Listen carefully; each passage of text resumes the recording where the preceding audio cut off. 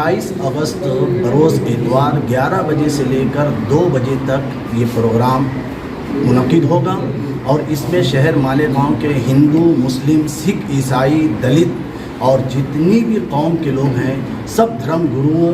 को जो है दावत दी गई है। वो सब आकर इस जमीयत उलमा सुलेमानी चौक के मंच से अवामुल नास से खिताब करेंगे, इत्तेहाद इत्तेफाक का पैगाम देंगे, भाईचारा की दावत देंगे, अमन शांति का माहौल किस तरीके से बने इसकी दावत देंगे और मुल्क के अंदर जो लाकानूनियत, अनारकी,